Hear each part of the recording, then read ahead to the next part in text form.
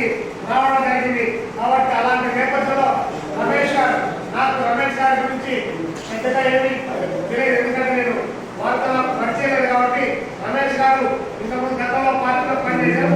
వారు ఇంకా వారికి సంబంధించినటువంటి మిత్రుల బృందం ఎవరైతే ఉన్నారో సహచరులంతా కూడా వాళ్ళందరూ కూడా ఇక్కడ వచ్చి జాయిన్ కావడం మంచి శుభపరిణామం. దీంతో మన పార్టీని నెల్లూరు